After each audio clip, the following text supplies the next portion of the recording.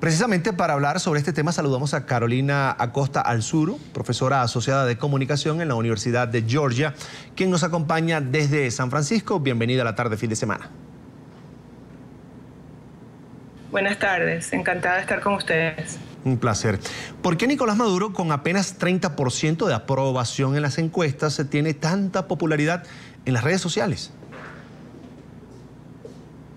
Bueno, las redes sociales, de la manera como el gobierno venezolano está usando el Twitter, usando bots, como lo demuestra este estudio que se hizo, que lo pidió Associated Press, eso lo que hace es generar una falsa sensación de mayoría, por una parte. Por otra parte, establece la agenda de discusión. Porque al ellos marcar una cantidad de temas y repetirlos con cuentas que son automatizadas o cuentas falsas, eso genera un ruido falso. Uno siente que todo el mundo está hablando de eso cuando realmente son una cantidad de cuentas automatizadas. Pero no es solo cuentas automatizadas. El gobierno venezolano maneja la red social Twitter con muchísima estrategia. Entonces tú tienes una cantidad de cuentas que tienen que ver con los poderes públicos, que están retuiteando estos hashtags que son en apoyo, por ejemplo, al partido de gobierno o al presidente Maduro, etc. Entonces, todo esto es parte de una estrategia que está en el contexto del cerco mediático que ocurre en Venezuela, de la hegemonía comunicacional, de la reducción de ventanas para hablar de la realidad del país desde un punto de vista opositor o disidente. Ahora, ¿qué repercusión tiene la popularidad del gobierno de Venezuela en Twitter, sobre todo para la oposición, que no encuentra espacio definitivamente en los medios tradicionales y precisamente se ha trasladado a las redes sociales para tener contacto con los venezolanos, con la población? Bueno, el espacio de Twitter todavía está ahí. Es importante entender que esto que estamos viendo ahorita es simplemente la más reciente estrategia del gobierno venezolano. No podemos olvidar que en Venezuela se hackearon las cuentas hace un par de años, unos 3 años, de una serie de líderes de opinión venezolanos que sí tienen popularidad verdadera en Twitter, sí tienen verdaderamente seguidores verdaderos. A ellos se les hackearon las cuentas. Después muchos de ellos sufrieron un periodo de unos 5 a 7 días que recibieron llamadas amenazantes por sus teléfonos personales, sus teléfonos celulares, los teléfonos de sus hogares. Todo eso son maneras de intimidar, de tratar de callar. Cuando eso no termina de funcionar, entonces ahora tenemos este ejército de bots que retuitean lo que dice el gobierno, y entonces es una manera de tratar de controlar el discurso y los temas de conversación en la red. Ahora, ¿lo van a lograr? ¿Realmente los disidentes dejan de escribir en Twitter lo que piensan? Bueno, muchos quizás han dejado de hacerlo porque no podemos olvidar que también hay tuiteros presos por estar expresando opiniones adversas al gobierno. Entonces quizás algunos se callan, pero realmente yo no siento que la oposición se haya callado realmente por Twitter. Al menos todavía no, y espero que no lo haga. Carolina, si revisamos la cuenta oficial de Nicolás Maduro en Twitter, vemos que la mayoría de sus mensajes tienen entre 1.500 y 1.800 réplicas. ¿Esto es común? ¿Es una coincidencia que los mensajes de Maduro tengan casi siempre el mismo número de retweets? Bueno, eso probablemente los estudios que se han hecho van a indicar que eso tiene una gran parte de eso son estas cuentas falsas automatizadas llamadas bots.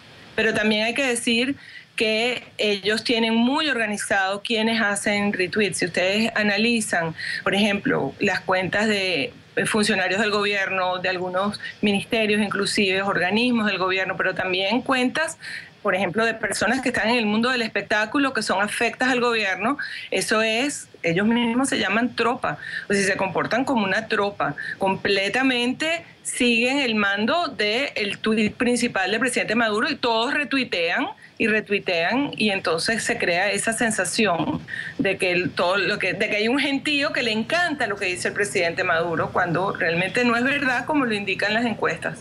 Ahora, ¿es posible un panorama en el que esta tropa, como se autodenominan los seguidores del oficialismo en Twitter, logre replicarse en las calles? ¿Ese discurso puede trascender las redes sociales y cambiar la perspectiva que tiene el venezolano en este momento?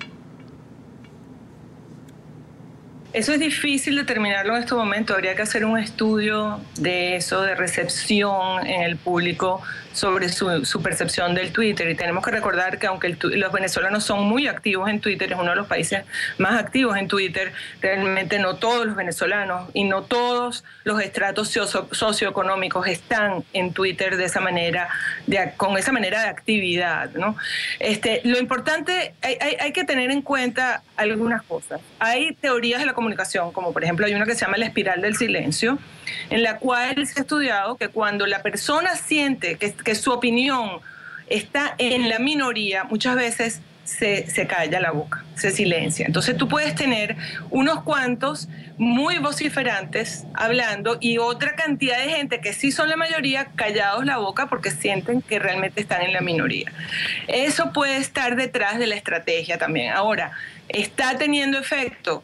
Yo creo que es temprano para decirlo. Lo que sí es importante es entender que es una estrategia más dentro de una gran estrategia que tiene que ver con los medios de comunicación, donde hemos visto un marco legal que lo censura, una autocensura que nace como método de supervivencia después de que se han cerrado medios de comunicación, bien sea porque no se les renovó la concesión o de otras maneras, compras específicas de medios de comunicación importantes en Venezuela como la cadena Capriles, el Universal, Globovisión, y la intimidación constante de los medios que quedan independientes a través de, por ejemplo, demandas legales, como es el caso del Diario Tal Cual y el Nacional y La Patilla, y también la intimidación constante. Hay un estudio del Instituto de Prensa y Sociedad de IPIS que indica que uno de los grandes tuiteadores que habla mal de los medios de comunicación independientes es justamente el director general de Conatel, que no debería estar haciendo eso. Mire, según el Instituto de Investigación Pew, Venezuela es uno de los países más activos de la región, por supuesto, en Twitter.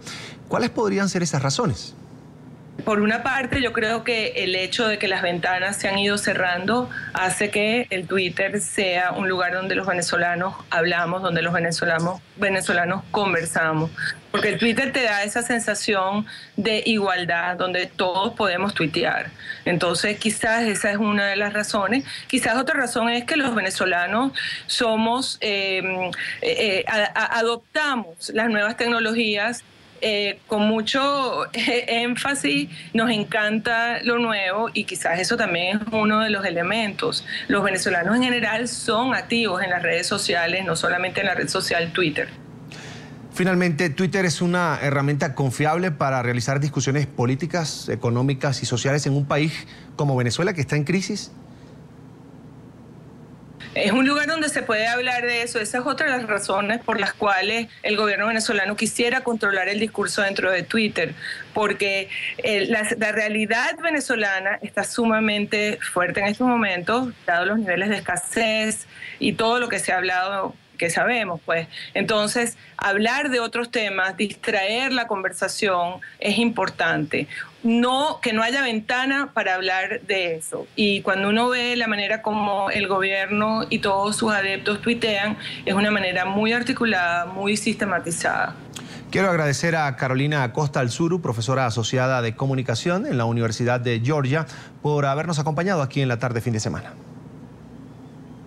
Gracias a ustedes, encantada. Un placer, siempre bienvenida.